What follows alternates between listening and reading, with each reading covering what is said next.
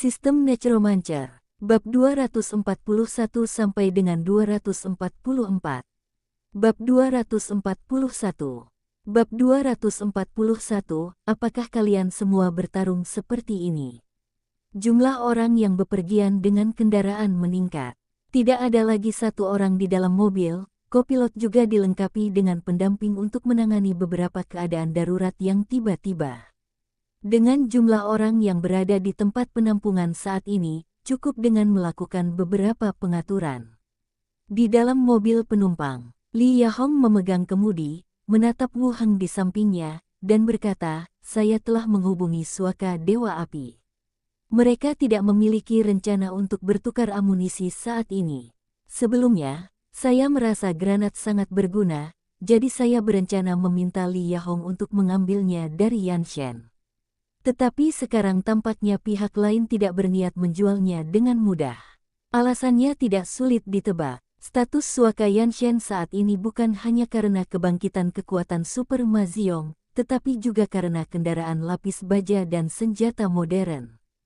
Hal ini dapat memecahkan masalah tidak hanya pada saat krisis. Itu juga cukup untuk menghalangi tempat penampungan lainnya. Ada perbedaan besar antara memiliki senjata dan tidak memiliki senjata. Sekarang adalah hal yang normal untuk tidak menukar amunisi. Siapa yang akan menukar amunisi jika tidak ada kebutuhan khusus? Wu Heng mengangguk, tidak masalah. Ketika mereka membutuhkan perbekalan, mereka secara alami akan menukarnya dengan kita. Li Yahong berkata, menunjukkan bahwa dia juga berpikir demikian. Lanjutan, ngomong-ngomong, stasiun utama telah merilis beberapa informasi baru, dan isinya cukup mengejutkan. Apa yang salah? Mereka mengatakan bahwa menurut pengujian, kekuatan dan kecepatan pergerakan zombie biasa telah meningkat sekitar 40% dibandingkan sebelumnya, dan mungkin terus meningkat. Wu Heng mengerutkan kening. Dia tahu bahwa zombie secara bertahap menjadi lebih kuat. Karena sekarang setelah transformasi zombie biasa, levelnya tampak seperti level kedua dan ketiga. Artinya atributnya juga sudah ditingkatkan. Sedangkan untuk stasiun utama, mereka jelas telah melakukan beberapa tes dan menghasilkan data yang lebih akurat. Tampaknya zombie di seluruh dunia membaik. Ini bukan hal yang baik bagi para penyintas. Zombie berevolusi seiring berjalannya waktu, namun masih belum ada kemajuan nyata dalam kebangkitan manusia. Bukankah stasiun utama mengatakan ada cara untuk mengatasinya? Biarkan tempat penampungan mempercepat pembersihan zombie di dekatnya, yang nantinya akan semakin sulit untuk dibunuh. Kami juga mendesak komandan tanggap bencana di berbagai tempat untuk menyelamatkan para penyintas di sekitarnya. Juga, banyak tempat perlindungan, memesan busur panah dari kami seharusnya bertujuan untuk membasmi zombie. Terakhir kali, 10 busur panah yang kuat digantikan oleh Suaka Dewa Api. Li Yahong hanya memiliki 2 genggam tersisa di tangannya, dan dia ingin menyimpannya untuk dirinya sendiri. Tidak ada yang bisa dijual meskipun saya ingin. Baiklah, aku akan menemukan cara untuk melakukan ini. Akan segera ditransfer. Saya tidak tahu apakah saya bisa membuat busur panah pertama tepat waktu. Konvoi terus bergerak maju. Jumlah zombie mulai meningkat. Di kedua sisi jalan, zombie terus-menerus tertarik oleh iring-iringan mobil, berkerumun di jalan dan membanting ke badan mobil. Bahkan setelah ditambahkan pelat baja belakang, bodi mobil masih bergetar akibat pukulan palu. Li Yahong mengeluarkan walkie-talkie-nya dan bertanya, apakah ada yang salah dengan mobil pertama dan terakhir? Tak lama kemudian, balasan datang melalui interkom, mobil terdepan baik-baik saja dan dapat terus bergerak maju. Ada beberapa benjolan di bagian belakang mobil, tapi itu bukan masalah besar. Pengemudi konvoi semuanya adalah lelaki tua yang telah berkali-kali bersama Wu Heng dan telah melihat sekelompok mayat berkali-kali. Menghadapi serangan zombie, nada suaranya tidak banyak berfluktuasi. Li Yahong terus menekan interkom dan berkata, saat Anda mendekati persimpangan, bersiaplah untuk memperlambat dan membersihkan zombie. Menerima. Mobil terdepan melaju dengan cepat, dan seluruh konvoi mulai bergerak maju dengan cepat. Konvoi terus melaju beberapa ratus meter sambil membawa mayat-mayat. Mobil terdepan mengirimkan sinyal dan mulai melambat. Konvoi itu menepi dan pasukan kerangka dengan cepat melompat ke gerbong dan membunuh mayat-mayat yang mendekat di sekitar mereka. Pada saat yang sama, kerangka tombak dengan cepat membentuk formasi dan dengan cepat menghadapi sekelompok mayat yang mengejar di belakang mereka. Wu Heng membuka pintu mobil dan melihat ke belakang. Dia memerintahkan kepada kerangka berkepala besar yang masih duduk di dalam mobil, "Kerangka tombak, bersiaplah untuk melempar tombakmu." Hulala gelombang. Tengkorak dengan tombak membentuk formasi, melepaskan tombak lempar yang tergantung di tubuh mereka, dan bersiap untuk melempar tombak. Meletakkan. Gelombang. Tombak besi berjatuhan seperti tetesan air hujan dari atas. Kelompok mayat yang mengejar mereka berjatuhan sepotong demi sepotong dan diinjak-injak hingga menjadi bubur oleh kelompok mayat di belakang mereka. Teruslah bermain. Gelombang. Tombak besi berjatuhan berulang kali, dan mayat-mayat berjatuhan satu demi satu. Tunggu sampai tombak besi dilempar. Sekelompok mayat bergegas menuju barisan tombak dan mulai bertarung dengan sengit. Orang tua di bengkel mobil tidak terkejut dengan pemandangan di depannya. Saat parkir, minumlah air dan makan untuk memulihkan kekuatan Anda. Orang-orang yang baru bergabung, mereka yang datang dengan mobil, kaki mereka sudah mulai gemetar dan tidak bisa menahan rasa panik di hati mereka. Padat penuh dengan zombie. Apakah ini sangat sulit? Masih memegang senjata dingin. Apakah kamu kedinginan? Qiangzi menatap pria berkacamata di kopilot. Dia masih muda dan sopan, dia memegang parang di tangannya dan gemetar terus-menerus, sementara matanya melihat ke belakang melalui kaca spion. Tidak dingin. Pria berkacamata itu menelan ludah, bisakah kita menang?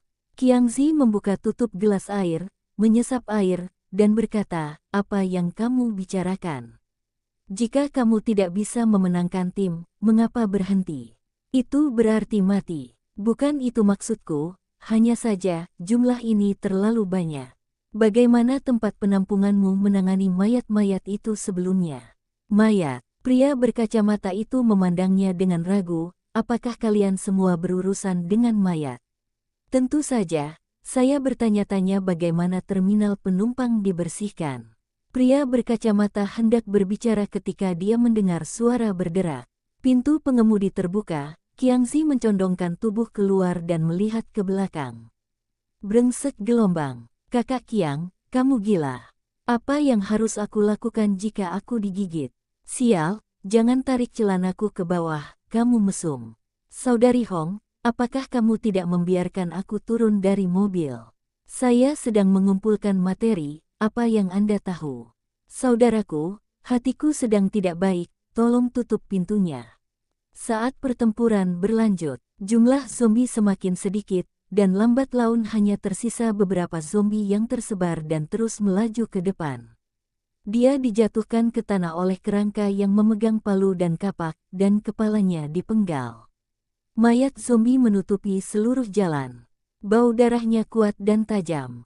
Wu Heng memerintahkan medan perang untuk dibersihkan, dan para kerangka segera mengambil tindakan dan mulai memindahkan mayat-mayat. Duduklah di dalam bus. Li Yahong mengeluarkan tabletnya, membuka peta offline, dan berkata, lewati persimpangan. Di depan Anda dan berjalan sedikit lebih jauh, Anda akan menemukan Bifeng Life Plaza. Wu Heng mengambil peta itu dan melihatnya. Sambil berpikir, hantu itu terbang keluar dari tubuhnya. Berbaring miring, melayang di udara, menatapnya, ada apa? Xiao-Xiao, pernahkah kamu melihat persimpangan di depanmu? Belok kanan, lalu ada alun-alun, pergi dan lihat apakah ada bahaya, kata Wu Heng langsung. Bagus. Xiao-Xiao tidak membuang waktu, dia menembus bus dan menghilang dari pandangan. Konvoi berhenti di tempat beberapa saat. Xiao-Xiao berbalik dan terbang kembali. Ada banyak sekali zombie. Baiklah, coba saya lihat, kata Wu Heng. Xiao-Xiao mengangguk dan kembali ke tubuhnya. Pemandangan yang baru saja dilihat Xiao-Xiao muncul di benaknya. Berbalik di persimpangan, banyak zombie muncul di sepanjang jalan. Saat kami bergerak maju, semakin dekat kami ke alun-alun, semakin banyak zombie di sana. Saat kami sampai di atas alun-alun, tempat di bawah sudah dikelilingi oleh zombie.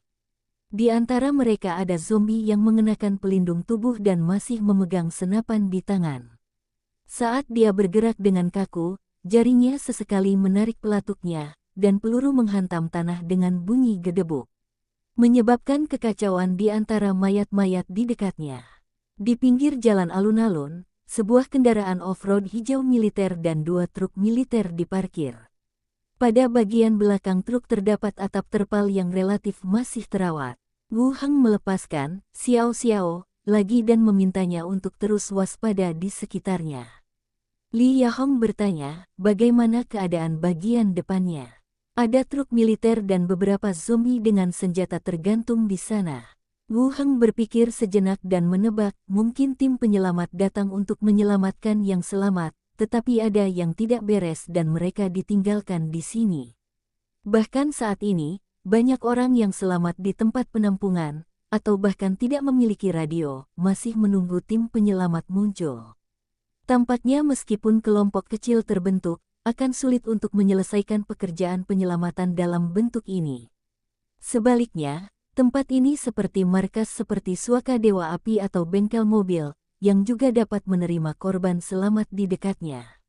Li Yahong menghela nafas dan bertanya, apa yang harus kita lakukan sekarang? Tidak jauh dari alun-alun. Konvoi akan tinggal di sini sekarang. Ayo ambil kerangka itu dan berjalan ke sana. Apakah Anda punya bom molotov di dalam mobil? Bawalah. Suruh orang menurunkannya. Bagus. Li Yahong mengambil walkie-talkie dan menjelaskan rencana selanjutnya kepada semua orang di tim. Kemudian dia dan Wu Heng turun dari bus. Segera, beberapa pengemudi menjatuhkan bom molotov yang dikemas dalam peti bir. Wu Heng langsung dimasukkan ke dalam ring luar angkasa. Pasukan kerangka, hentikan pekerjaan membawa mayat. Mulailah rally cepat di tengah jalan. Bentuk pasukan kerangka yang menghalangi seluruh jalan. Wu Heng memberi perintah, melangkahi sisa kendaraan dan mayat di sepanjang jalan, dan mulai bergerak maju. Belok kanan pada persimpangan di depan. Munculnya pasukan kerangka segera menarik perhatian para zombie. Setelah zombie di jalan meraung dengan marah, seperti reaksi berantai, zombie di belakang mereka semua menoleh dan terus mengaum. Semakin banyak zombie yang tertarik ke sini. Lambat laun mereka membentuk sekelompok mayat yang padat, tanpa terlihat akhir. Bang bang bang gelombang. Terjadi ledakan tembakan di antara para zombie, dan para zombie dengan cakar dan cakarnya menarik pelatuknya, menjatuhkan zombie-zombie di sekitarnya ke tanah. Pada saat yang sama, ini juga seperti sinyal. Kawanan mayat itu seperti arus deras yang mengalir deras ke arah mereka. Lempar tombaknya, lepaskan. Gelombang. Hujan besi turun. Mayat-mayat itu berjatuhan. Saat mereka gemetar dan mencoba berdiri, mereka diinjak-injak hingga menjadi bubur oleh zombie yang berlari di belakang mereka.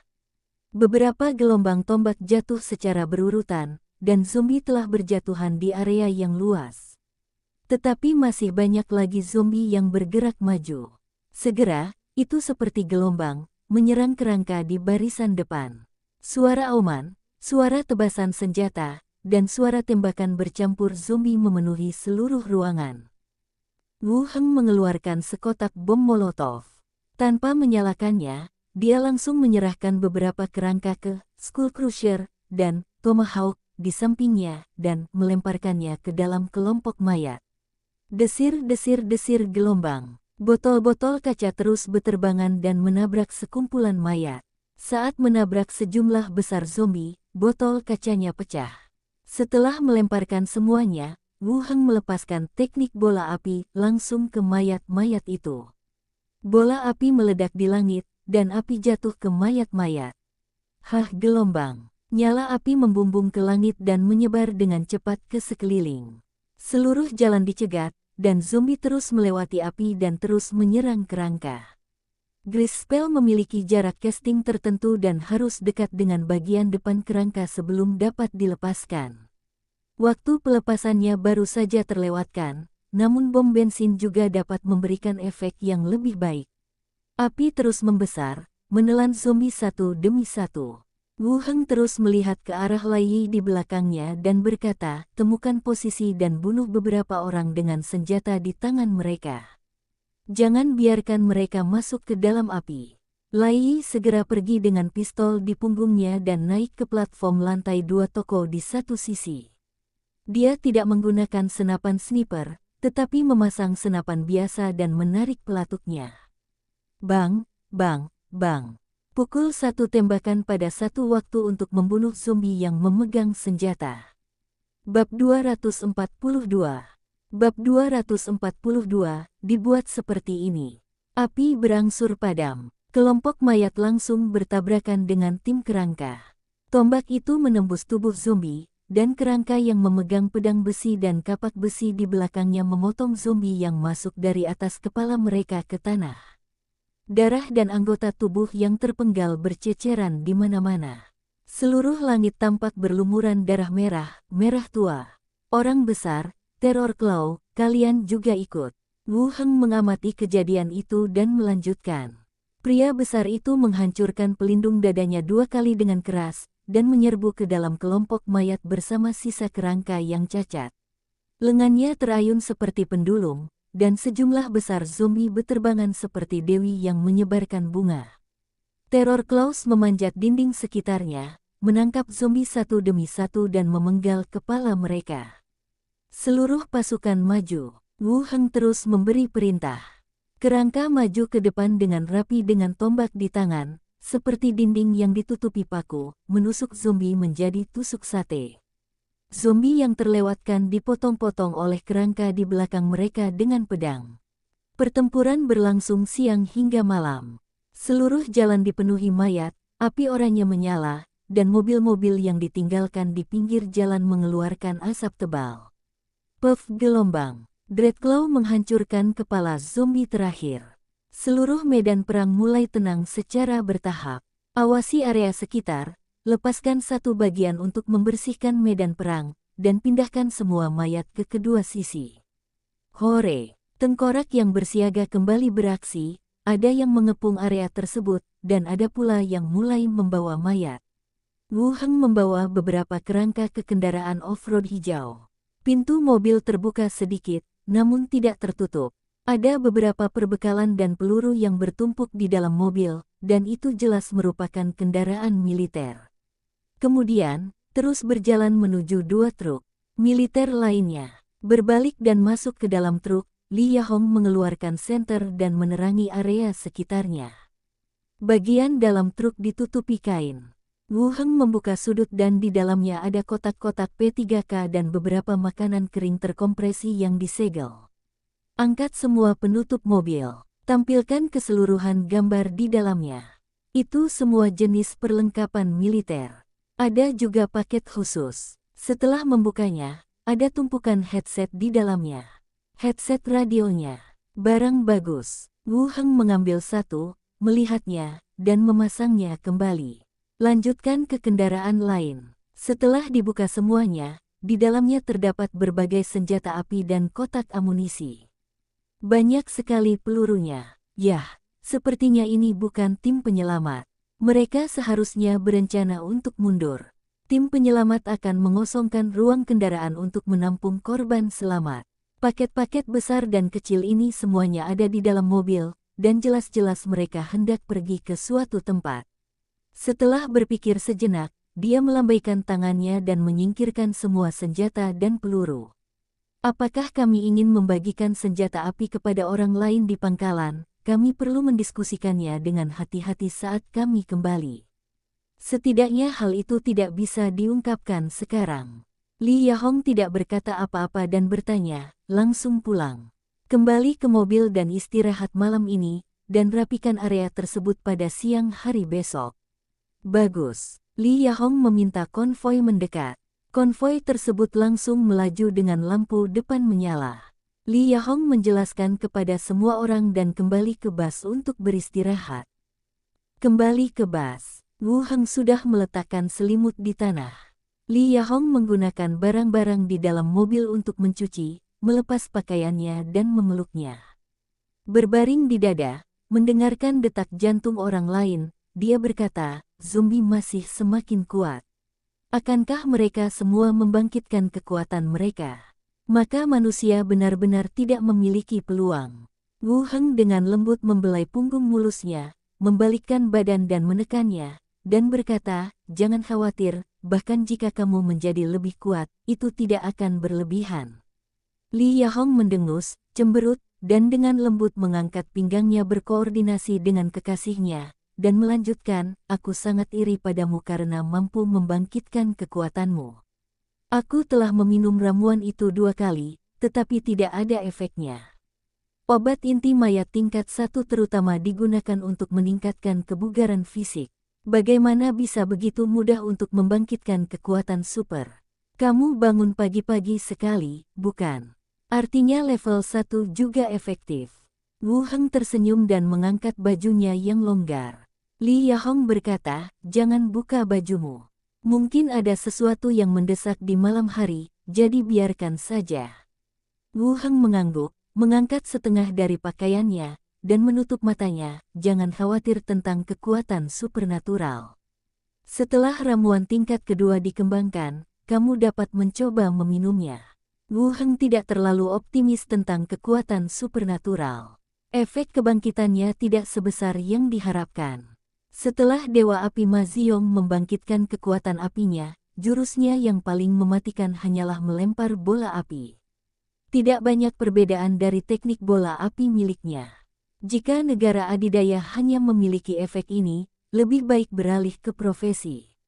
Jika saatnya tiba, Wu Heng dapat menggunakan gulungan profesional untuk Li Yahong atau orang lain di pangkalan. Setelah menyelesaikan karir, semua atribut dapat ditingkatkan, dan ada juga sistem warisan dan pelatihan yang lengkap. Matanya tiba-tiba tertutup oleh pakaian yang terangkat. Saat dia hendak mengambilnya, dia berkata, apa yang kamu lakukan? Saya tidak dapat melihat apapun. Wu Heng meraih kedua tangannya, menekannya di atas kepalanya, dan berkata, jadilah baik, jangan bergerak. Li Yahong menoleh dan bersenandung lembut, ini agak sensitif. Ini menyenangkan, kecilkan suaramu, kamu tidak ingin didengar oleh adik-adikmu. Tidak normal. Malam itu dalam dan gelap, dan hanya Li Yahong yang menggigit bibirnya dan mengerang pelan. Keesokan harinya, di pagi hari, Qiangzi dan yang lainnya melakukan pencarian awal di sepanjang toko-toko terdekat. Skeleton terus memuat berbagai perbekalan ke truk.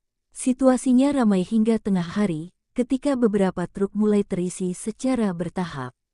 Kirimkan ini kembali dulu, kata Wu Heng. Li Yahong mengangguk dan meminta konvoi kembali dengan membawa perbekalan. Selain barang rampasan, juga terdapat kendaraan militer dan perbekalan dari tadi malam. Ini adalah keuntungan besar. Setelah mendapat penjelasan singkat, konvoi kembali dengan membawa perbekalan. Wu Heng membawa Li Yahong dan pasukan kerangka dan mulai menggunakan lapangan kerangka mati di sepanjang jalan. Lingkaran cahaya abu-abu putih bergoyang berulang kali, dan semua kerangka besar berdiri dan bergabung dalam antrian. Setelah mencapai level 10 dan membuka Arcane Echo dan Necromancer, biaya keterampilan berkurang dan pemulihan mental juga ditingkatkan. Sangat meningkatkan efisiensi konversi kerangka. Pada siang hari, konvoi kembali. Tinggalkan beberapa kerangka untuk menjaga area ini sehingga Li Yahong dan yang lainnya dapat mencari perbekalan dengan hati-hati nanti. Dia mengikuti konvoi dan kembali ke terminal penumpang. Kembali ke kota Luntam melalui gerbang alam. Saat ini masih siang hari di kota Luntam. Wu Heng makan siang di kedai terdekat dan langsung pergi ke asosiasi. Baru saja memasuki aula, staf dan beberapa anggota tim menyambutnya. Selamat siang, Diakon Wu Heng. Diakon, kami akan mengantarmu saat kamu pergi. Anakku masih punya bakat, biarkan dia menjadi muridmu. Suara kepala pelayan hampir membuatku menangis. Wu Heng tersenyum dan mengangguk, dan berkata, Wakil, jangan bicara omong kosong, sayang sekali. Orang-orang lainnya terus bercanda, mengatakan bahwa mereka dipanggil seperti ini di asosiasi, dan mereka menjadi terbiasa setelah terlalu sering mendengarnya. Dia berbasa-basi dengan yang lain dan langsung pergi ke ruang tim. Meskipun saya bukan lagi anggota tim, tidak ada yang keberatan menggunakan longe untuk sementara waktu. Membuka pintu, tidak ada orang di dalam. Sepertinya ketika saya menjadi kapten, saya mengembangkan kebiasaan buruk bagi tim. Buka pintu dan panggil anggota staf. Minta dia untuk menelepon pemilik toko senjata. Staf itu mengangguk sebagai jawaban dan pergi dengan cepat. Tidak lama kemudian, pemilik toko senjata dan toko baju besi Mao Xiu yang bekerja sama dengannya datang. Kapten Wu Heng, kudengar kamu akan dipindahkan dari sini, kata pemilik toko baju besi. Wu Heng tidak menyangka dia juga akan mengikuti. Dia mengangguk dan berkata, ya, saya akan pergi dalam 2 hari ke depan. Bagaimana dengan separuh kotamu? Pemilik toko baju besi bertanya ragu-ragu. Melihat ekspresi gugupnya, dia memahami maksud pertanyaan itu dan berkata, separuh kota ini masih akan diserahkan kepada Wen Manxia untuk dikelola, dan kerjasama yang kita diskusikan sebelumnya akan berlanjut secara normal. Anda tidak perlu khawatir tentang ini. Bos armor itu tersenyum dan berkata, kami tidak khawatir, sayang sekali kamu pergi begitu cepat. Wu Heng berdiri, menuangkan teh dan meletakkannya di depan mereka berdua. Asosiasi punya pertimbangannya sendiri. Hanya saja kita akan keluar sebentar lalu mengajukan permohonan untuk dipindahkan kembali. Mendengar bahwa mereka masih bisa menyesuaikannya kembali, mereka berdua jelas lebih lega. Senyum di wajahnya menjadi lebih cerah. Untuk kakak ipar geng, mereka lebih bersedia bekerja sama dengan Wu Heng. Bagaimanapun, dalam berbagai rumor, dia adalah seorang tuan muda yang kaya, murid seorang master, dan berbagai identitasnya mengangkatnya ke tingkat yang tak terduga. Benar, kembalilah dalam waktu singkat. Mereka semua dapat dimobilisasi. Pemilik toko baju besi menggema. Wu Heng terus melihat ke arah pemilik toko senjata dan bertanya langsung bagaimana produksi panahnya. Beberapa di antaranya sudah diburu keluar, tapi jumlahnya tidak banyak dan belum mencapai syarat untuk dikirim.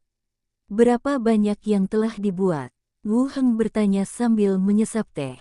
Ada 17 pedang besi dan pisau besi, serta 5 busur panah yang kuat. Pembuatan busur panah yang kuat tidaklah mudah, sehingga kemajuannya tidak cepat. Pembuatan panah otomatis memang rumit, jika tidak maka biayanya tidak akan terlalu mahal. Wu Heng mengangguk, besok, kirimkan aku 5 itu dulu, dan aku akan membayarmu. Oke. Setelah mereka bertiga selesai mengobrol, mereka keluar bersama. Kedua bos yakin bahwa Wu Heng akan dipindahkan kembali sebentar lagi, dan mereka jelas merasa lega. Perkenalkan rencana Anda ke Wu Heng, rekrut lebih banyak pengrajin, dan tingkatkan kecepatan produksi. Wu Heng tidak menghentikannya, dia hanya membiarkan mereka berproduksi dengan pikiran tenang. Segera setelah mereka menyuruh kedua orang itu pergi, mereka melihat seorang pria dari Spike Gang berlari dengan cepat. Dia berkata, Kapten, kakak ipar saya sedang mencari Anda jika dia memiliki sesuatu yang mendesak untuk dilakukan. Ayo pergi dan lihat. Markas besar Spike Gang. Wu Heng mengerutkan kening saat dia melihat mayat yang diparkir di tengah halaman. Seorang gadis muda yang mengenakan pakaian pelayan pribumi. Kulitnya dipenuhi memar dan bekas luka, dan sepertinya dia telah diperlakukan dengan buruk sebelum kematiannya. Apa yang terjadi? Wu Heng bertanya. Wen Manxia menoleh ke samping dan melihat gadis yang lengannya dicengkeram oleh anggota geng tersebut. Setelah melepaskan diri, dia langsung berlutut di tanah dan melakukan koutou 2 kali. Dia berkata sambil berteriak, tolong kapten, tolong balas dendam adikku. Wu Heng menatap gadis kurus dan muda itu dan bertanya, apa yang terjadi? Bab 243. Bab 243, berangkat besok. Wen Manxia menghela nafas pelan dan menjelaskan, adik perempuan anak ini bekerja sebagai pelayan di rumah tuan kota. Dia dikirim kembali hari ini seperti ini. Dia dikatakan telah meninggal dan diberi 2 koin perak sebagai biaya penguburan. Bahkan jika Wu Heng tidak tahu cara melakukan otopsi, dia tahu bahwa dia pasti tidak mati. Selain itu, 2 koin perak tidak hanya bisa membeli budak, tetapi juga pedang besi. 2 koin perak, lebih seperti barang bekas. Wen Manxia melirik anak di samping dan melanjutkan, anak ini menyeret tubuhnya dan berlutut di separuh geng di kota. Saya tidak tahu siapa yang memberitahunya pada akhirnya, saya tidak takut pada penguasa kota, jadi aku datang ke sini. Orang mati bukanlah apa-apa di kota Luntam. Mereka yang tewas dalam perkelahian antar geng bahkan tidak mempunyai biaya penguburan. Wen Manxia memintanya untuk masuk karena dia tahu bahwa ini adalah mayat yang keluar dari rumah tuan kota, dan dia mungkin bisa mendapatkan beberapa informasi. Bang bang bang gelombang. Selama tidak ada konflik dengan Anda, asosiasi tidak akan melakukan intervensi, dan beberapa perang saudara di kota tidak berada dalam lingkup asosiasi. Gadis kecil itu bersujud lagi dan berteriak dengan berlinang air mata, "Tolong Kapten dan Nyonya, tolong balas dendam adikku, aku pasti akan membalas budimu." Wu Heng berkata kepada anggota geng bahwa dia ke pub di seberang untuk makan dan bahwa dia kembali lagi nanti. Tampaknya hubungan antar saudara perempuan cukup dalam. 2 anggota geng melangkah maju dan mengangkatnya. Oke, Wu Heng berpikir sejenak dan terus bertanya, "Tuan Atef, level berapa itu?" Setelah menjawab pertanyaan kelima, mayat itu terjatuh. Mayat itu menjawab, "Seorang Master, Atef, datang ke istana penguasa kota, dan dia membunuhku." Wu Heng bertanya langsung, "Bagaimana kamu mati?" Masalah kepergiannya diumumkan di dalam asosiasi, dan itu pasti akan sampai ke telinga istana tuan kota dan beberapa kekuatan. 2 pertanyaan tersisa. Wu Heng bertanya, apakah Atef membawa pasukan? Pria baru datang ke istana tuan kota. Wen Manxia berjalan mendekat dan menyentuh kepalanya. Kita perlu mendiskusikannya secara internal. Kita tidak bisa membiarkan orang luar tinggal di sini. Kamu makan dulu dan kembali lagi nanti. Kami akan memberitahumu hasilnya. Tunggu gadis itu pergi. Mayat itu terdiam beberapa saat, lalu melanjutkan, pada hari itu, Tuan Erno akan mengambil kembali separuh kota yang diberikan kepadanya bersama Tuan Atef setelah Wu Heng dipindahkan. Bagaimana Anda ingin kami membantu Anda membalas dendam? Wu Heng memandangnya. Wu Heng berjalan langsung ke mayat itu dan melepaskan percakapan dengan orang mati. Bagaimana cara membalas dendam? Atefu, ini adalah pembantu yang diundang oleh penguasa kota. Wu Heng berpikir sejenak dan terus bertanya, apakah ada informasi tentang Wu Heng? Murid Wu Heng dan Wen Manxia menyusut. Wu Heng berpikir sejenak dan berkata, kita perlu mendiskusikannya dan memberimu jawaban nanti, oke. Berencana untuk mengambil kembali kota itu langsung setelah dia pergi. Saya tidak tahu, penguasa kota sangat sopan padanya. Dijawab berulang kali, jenazah ini tidak mengetahui pengaturan rinci untuk tindak lanjutnya. Mayat yang sudah dingin itu tiba-tiba duduk, membuka matanya, dan melihat ke sini dengan mata keruh dan kusam. Rencana rinci apa yang mereka miliki?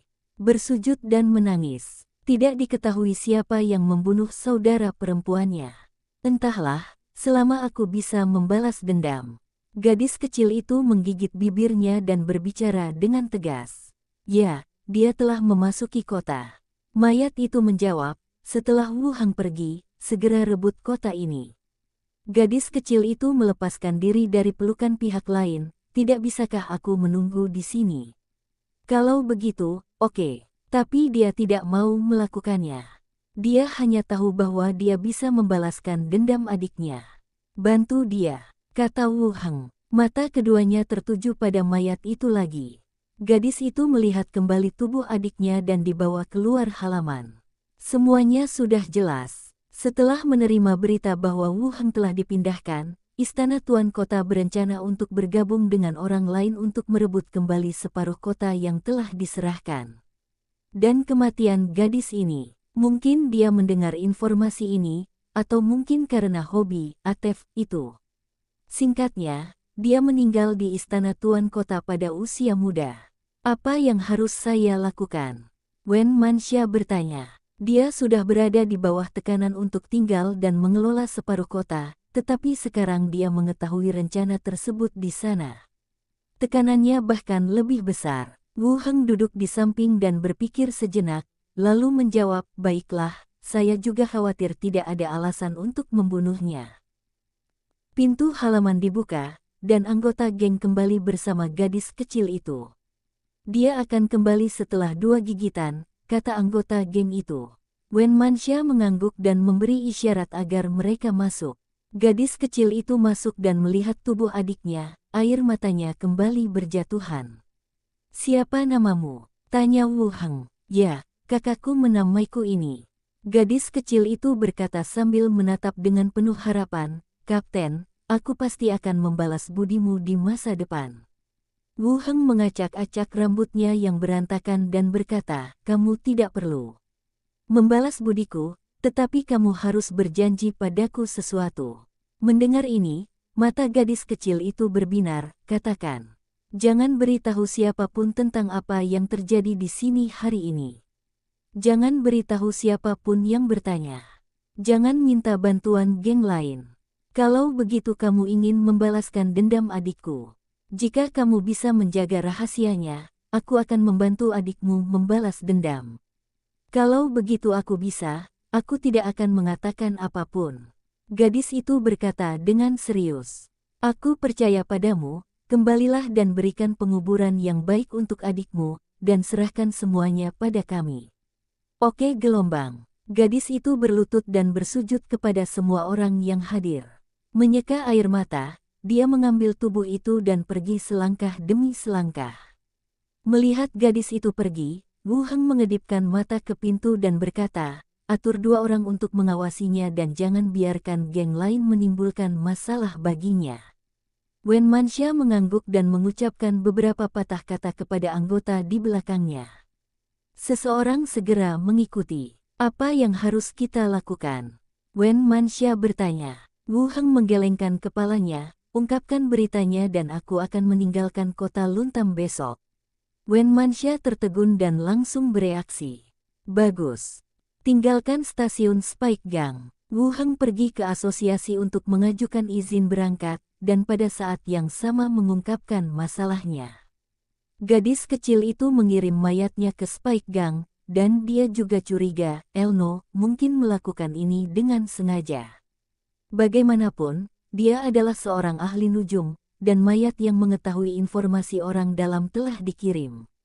Ada banyak keraguan, tetapi setelah menghitung semuanya, tidak peduli apakah informasi itu benar atau salah, dia mengambil inisiatif sendiri. Itu tergantung pada bagaimana pihak lain melakukannya. Setelah mengajukan tiket, Wu Heng pergi ke ruang tunggu untuk melihat-lihat.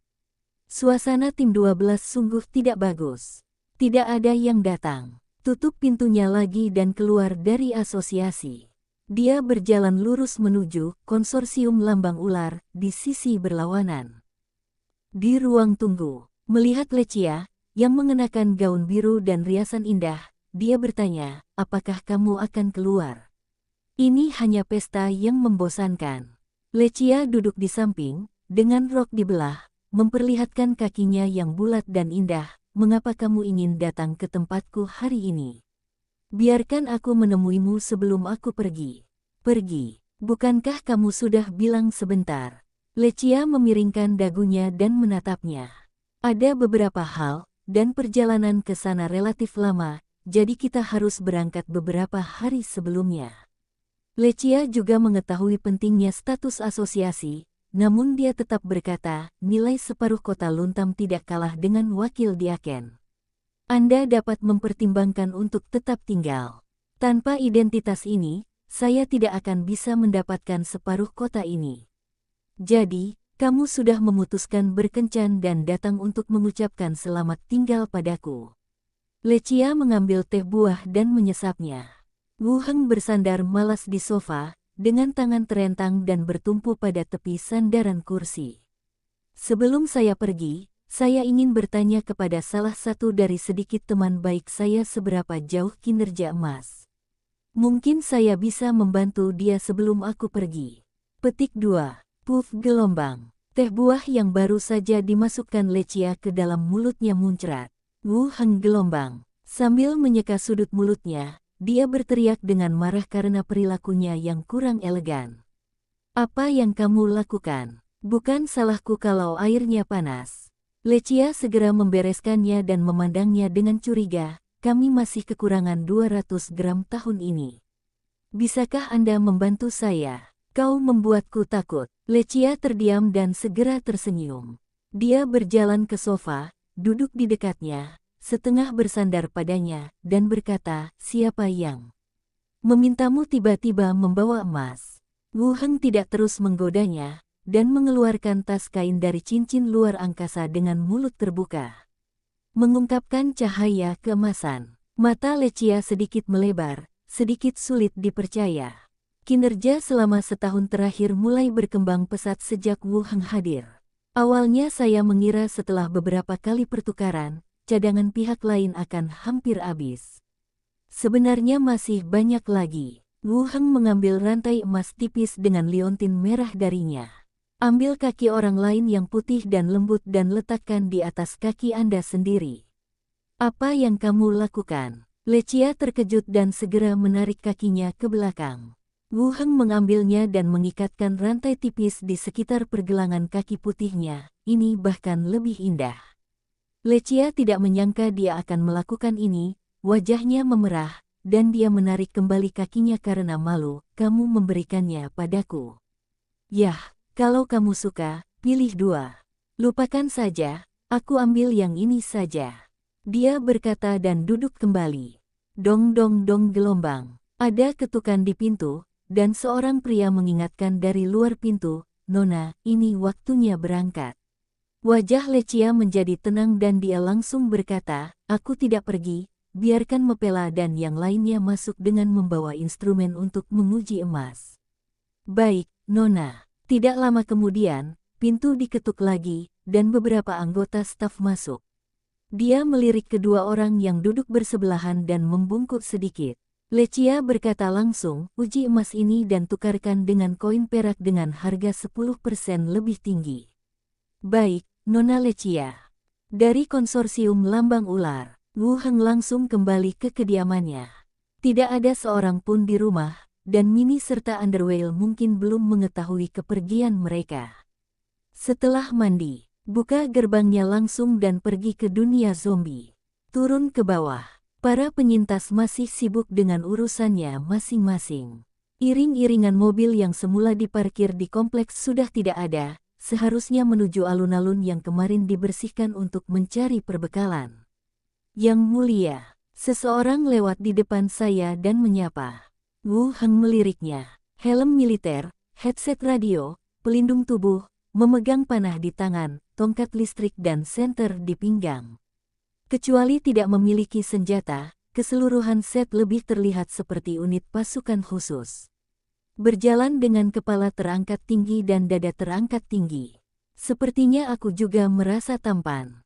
Di mana Li Yahong? Wu Heng bertanya. Pihak lain tidak menjawab, tetapi memegang headset dengan satu tangan dan bertanya, lokasi pos pemeriksaan, apakah tim Sister Hong kembali? Bab 244. Bab 244, masuklah. Wu Heng mengangkat alisnya. Hai teman-teman, saya sangat tampan dengan serangkaian tindakan ini. Kemudian, pria itu berbalik dan berkata, Yang mulia, Saudari Hong belum kembali. Apa yang mereka lakukan? Saudara Qiangzi dan yang lainnya pergi ke alun-alun untuk mencari perbekalan. Saudari Hong menerima pesan dari penjara tadi malam, mengatakan bahwa dia akan mendapatkan obat. Dia pergi pagi ini. Racun. Ternyata tidak perlu kembali ke penjara untuk mendapatkan obat-obatan untuk penggunaan normal. Ada banyak apotek di dekatnya, dan semuanya dijarah. Cukup untuk digunakan orang-orang di sini selama beberapa tahun. Satu-satunya hal yang Anda perlukan untuk sampai ke sana adalah ramuan alkemis. Aku punya 2 teman yang akan menjadi pelayanmu.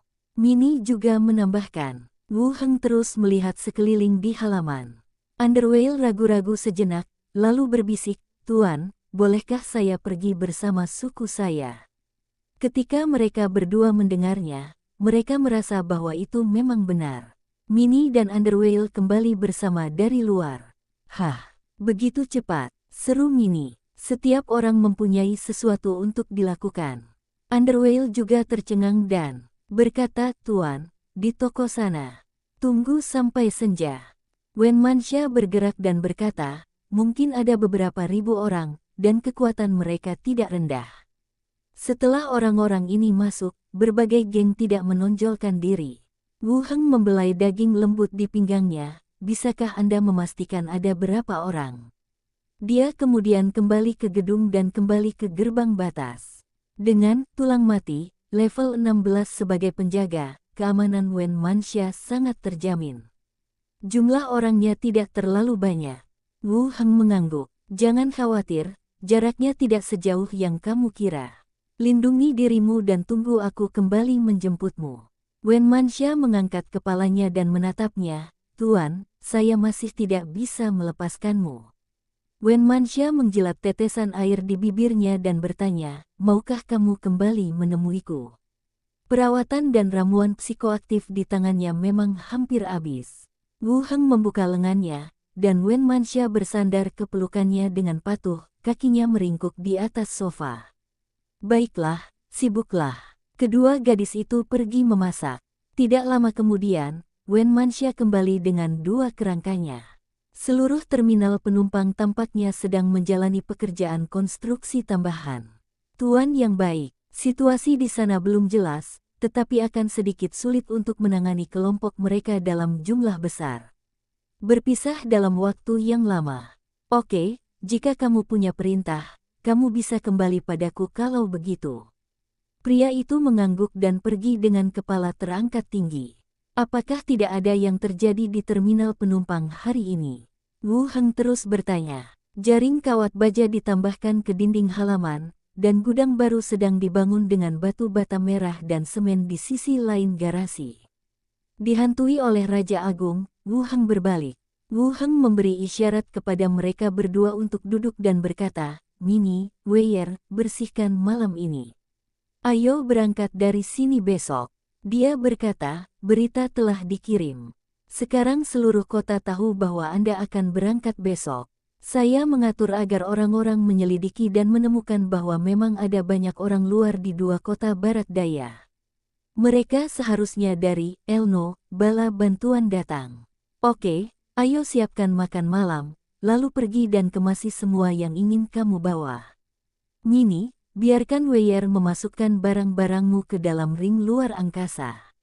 Guru masih bijaksana. Underwhale setuju sambil tersenyum. Tidak apa-apa. Orang-orang yang datang untuk bertukar barang berperilaku sangat baik dan segera pergi setelah bertukar barang.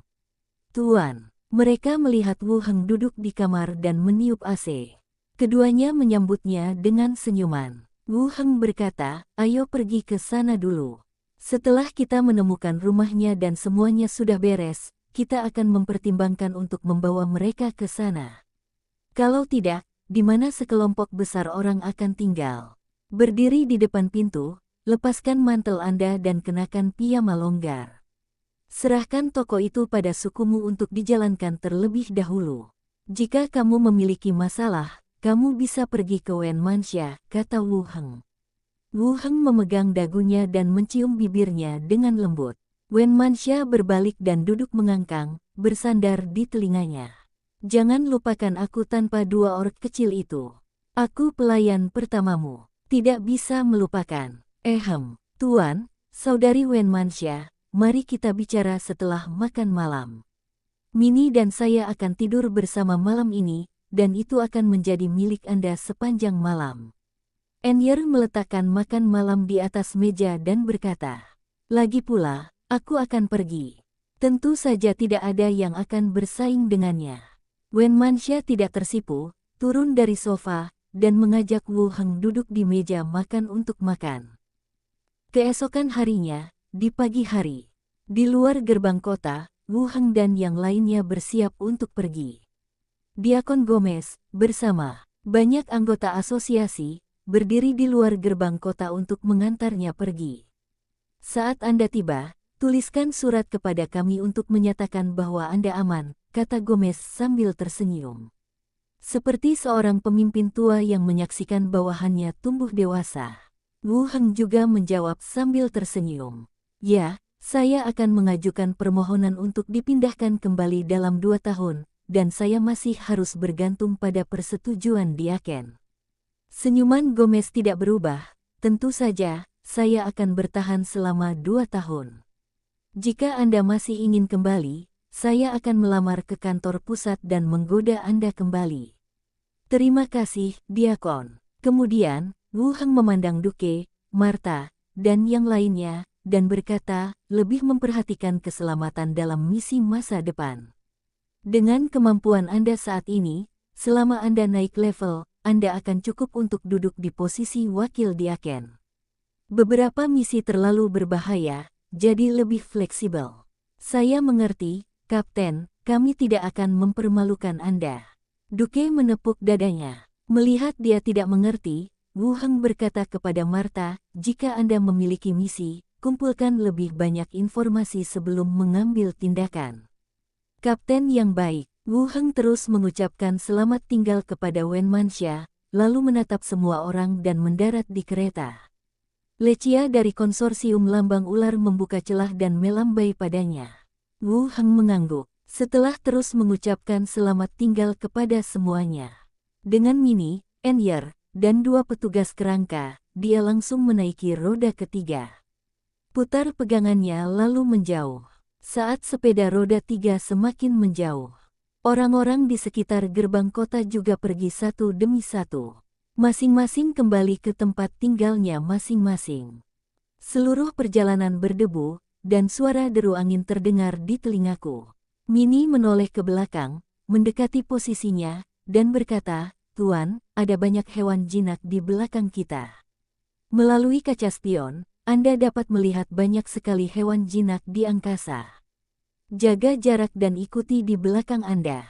Sekalipun kecepatan kendaraan berkurang, hewan jinak ini secara otomatis akan melambat, menjaga jarak, dan terus mengikuti.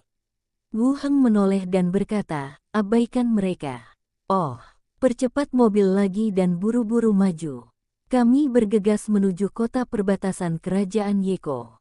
Setelah makan di dekatnya dan membeli beberapa perbekalan, kami mengambil tiket dan naik kereta. Saat mereka naik kereta, hore, binatang jinak di seluruh langit berpencar dan terbang ke arah datangnya mereka. Rumah Tuan Kota, di aula yang megah. Tuan Kota, Erno, duduk di samping, diapit oleh bala bantuan yang diundang, Atef, dan beberapa komandan yang mengenakan baju besi ksatria pengawal besi. Semua orang diam, hanya menunggu dalam diam. Pada saat ini, langkah kaki yang padat terdengar. Lebih dari selusin penjaga dengan berbagai kostum berjalan cepat ke aula. Setelah memberi hormat, pemimpinnya berkata langsung, Tuan Kota, Wu Heng dan kedua pelayan telah naik kereta, dan tidak ada hal aneh yang terjadi selama perjalanan. Mata Erno berbinar, tiba-tiba dia berdiri, lalu berhenti sejenak dan bertanya, apakah keretanya berangkat? Dibuka. Apakah kamu yakin itu dia? Apakah kamu tidak mengganti orang atau menggunakan alat bantu apapun di tengah? Penjaga hutan berbicara dengan tegas, Tuan Kota, dia tidak pernah lepas dari pandangan kami, dan tiket asosiasi yang dia gunakan akan diverifikasi ketika dia naik bus. Erno juga mengangguk setelah mendengar ini. Atef di samping menunjukkan senyuman dan berkata, Erno, kamu ditakuti oleh anak itu, dan kamu sangat berhati-hati. Erno tersenyum tak berdaya, mau bagaimana lagi, anak itu cukup jahat, jadi lebih baik berhati-hati. Kemudian dia melanjutkan, untuk operasi malam ini, saya meminta Pak Atef untuk membantu saya. Tentu saja tidak ada masalah dengan apa yang aku janjikan padamu. Atef berdiri, bersiaplah dan akhiri secepatnya. Kita sudah lama tinggal di sini. Bagus. Kereta menempuh perjalanan selama 3 jam dan berhenti di kota kedua. Pak, Anda belum sampai di stasiun. Penumpang itu mengingatkan. Wu Heng mengangguk, saya lupa membawa sesuatu yang penting, jadi saya akan turun ke sini dulu, lalu duduk lagi, dan pergi ke sana. Ya Pak, Wu Heng keluar dari mobil bersama beberapa orang dan memesan kamar di Central Tavern. Dia memerintahkan, kamu tetap di sini dan saya akan menjemputmu besok pagi. Tuan yang baik, kami akan menjaga diri kami sendiri. Mini juga mengangguk. Wu Heng meninggalkan 2 petugas kerangka untuk melindungi mereka, dan dia menggunakan tabir morfing untuk mengubah penampilannya dan berjalan keluar dengan angkuh. Setelah meninggalkan kota, kenakan topi Anda dan naik kereta. Malam gelap, kota Luntam diselimuti lapisan kabut tipis. Jalanan kosong, ketuk-ketuk-ketuk gelombang. Suara langkah kaki yang rapi dan berat terdengar. Koalisi ksatria pengawal besi, tentara ATEF, dan anggota geng melewati area tengah dan memasuki area utara pusat kota. Dekat dengan cepat, kelilingi gedung di depan. Tuan kota, Elno, berkata langsung, wanita yang bertanggung jawab atas manajemen tinggal di sini, bunuh saja dia dan kemudian batalkan perjanjiannya. Atef, mengenakan armor perak dan jubah biru di salah satu bahunya. Dia mengangkat kepalanya dan melirik ke jendela yang terang, wanita laki-laki itu cukup menarik. Jangan bunuh dia jika kamu menangkapnya. Aku ingin bermain dengannya selama beberapa hari. Oke, pihak lain akan siap membantu Anda ketika saatnya tiba. Ayo lakukan. Bang gelombang. Tiba-tiba terdengar ledakan di kejauhan. Atef tanpa sadar menundukkan kepalanya, dan aliran cahaya menghantam helmnya dengan suara ding. Kekuatan yang sangat besar membuatnya bersandar, dan ada dengungan di kepalanya. Pada saat yang sama, desir-desir-desir gelombang. Rumah-rumah di kedua sisi dibuka satu persatu, mengungkapkan sosok yang padat. Gululu gelombang. Benda bulat dengan tep penarik itu dilemparkan ke dalam tim. Berguling ke kaki penonton. Boom gelombang. Bang, boom, boom.